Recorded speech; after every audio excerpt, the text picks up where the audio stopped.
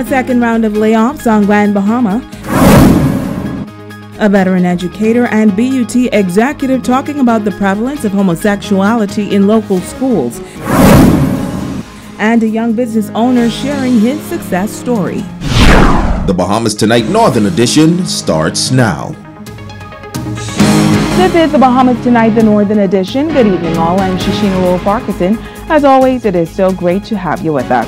Topping news this evening, GIBC Digital is disputing media reports tonight of apparent layoffs on the way at the Grand Bahama-based company. A press statement issued by the company a short time ago reiterated the company's commitment to Grand Bahama, to its employees, and to the transformation of the island as a tech hub. Officials say reports of layoffs appearing in the press took them by surprise. CEO Greg Wood said while business has been slower than expected, they have had to make adjustments, but there's no cause or concern at this time. GIBC Digital began operations on Grand Bahama in July of last year and was among the first to benefit from the Commercial Enterprise Act. They began by hiring and training some 25 employees and made a commitment to hiring and training many more. Meantime, Commonwealth Brewery confirmed that they were laying off some 20 employees of Grand Bahama and an additional 53 in New Providence. Commonwealth Brewery officials said their decision to restructure was brought on by increased operational costs as well as increased competition from imported beer brands. In other news, the Bahamas Union of Teachers representative expressing concern about what he considered a rise in sexual deviant behavior in the public school system. The local official says teachers are seeing an uptick in this behavior, particularly among the female population. It is a post that went viral, and according to Quentin LaRota, he received some backlash as well as positive reviews. The Facebook post by LaRota centered around homosexual trends in local schools, particularly among young women. The Bahamas Union of Teachers executive says on Valentine's Day, several of the gift exchanges were between lesbian couples. He says while parents are busy warning their children about the opposite sex, the time has come for them to realize that a dialogue must also take place about same-sex relationships. I got some information on Valentine's Day. I saw some things as well. And I spoke with some of my colleagues in education. And I just was surprised that we got to the point in our schools where female students primarily was bringing baskets and gifts expressing affection and love for other female students. And, you know, I was kind of shocking. You know, when someone becomes an adult and they make up their mind about how they wish to live, whether you feel is right or wrong, they're an adult and they have that ability to make up their minds. But we got to put some type of moral structure, some sense of a moral compass, some sense of right and wrong in our children. He says that if the Bahamas is indeed a Christian nation, then children ought to know what is morally acceptable. He adds that the church is also failing to talk about current issues like same-sex, but is now more focused on prosperity messages. You have to let even the young people know that this is what God feels about sin, and this is what Christ gives you an opportunity to be saved from. And this is the behavior or behaviors that God expects. And that cuts across the board. I'm not speaking from someone who is a holier than thou person. I am actually very flawed, but I realize how flawed I am, and I'm thankful for Christ that I can go somewhere to have my flaws addressed. He recalls a time when such a behavior was frowned upon, but nowadays LaRota believes that due to social media and influence from North America, homosexuality among the youth is more acceptable. When I went to Hawksbill, if you was gay, you kept that. That wasn't Hawks wasn't tolerating that. You could have had your suspicions, right? But there was no open expression. You could have believed that about somebody, but they wouldn't dare bring a basket to another boy, or that there wasn't a room for it. That was me as a student. When I became a teacher, it wasn't as bad as when I was a student, right? There was a bit more tolerance, but it wasn't as open.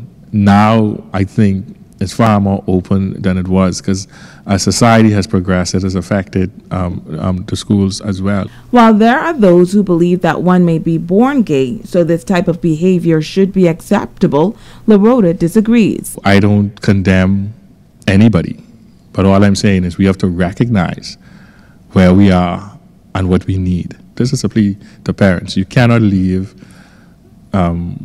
these type of issues up to the school alone. Administrators and teachers are dealing with a lot. The social media, all the information out there is affecting education in many ways. And so and then the paperwork now in education is not like years ago when we were in school. There's a heavy workload now if you're an administrator and a teacher.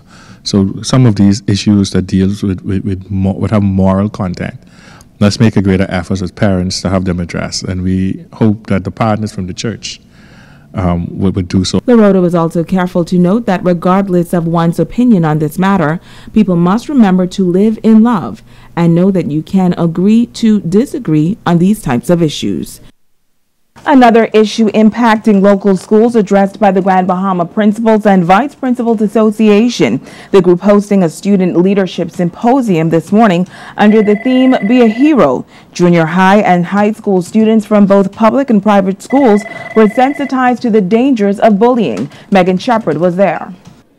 Young leaders from various schools learning how powerful their words can be.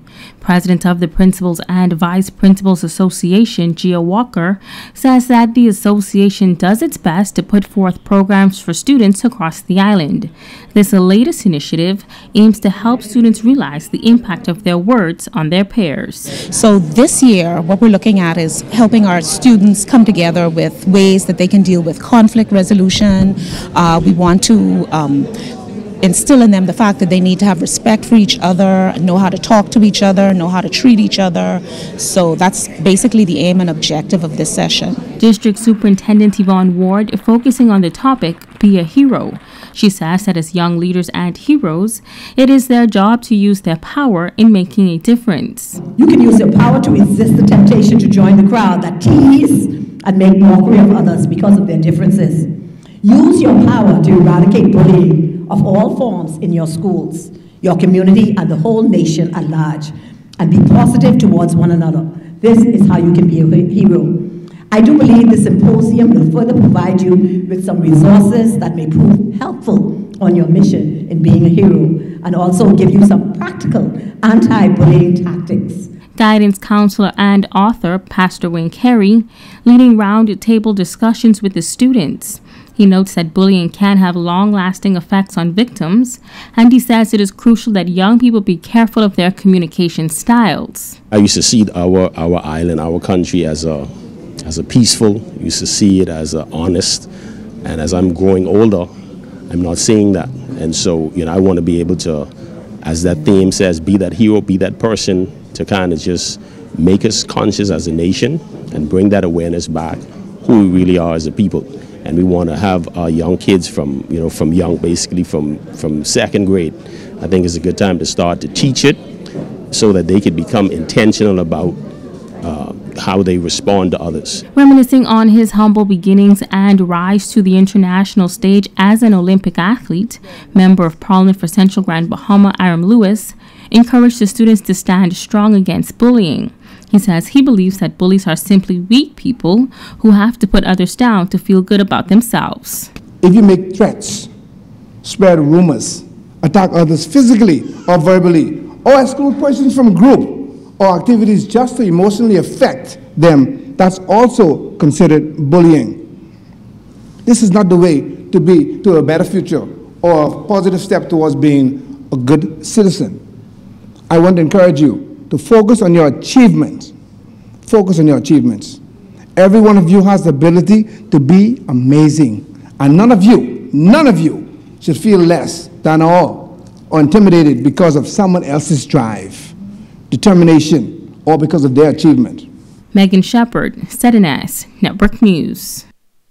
In other news, a major cleanup campaign launched in central Grand Bahama over the weekend. The Member of Parliament for the area is calling the project Unity in the Community, a central Grand Bahama initiative. A number of representatives from the various government agencies on Grand Bahama turned out in big numbers to lend support. Italia Hall was there.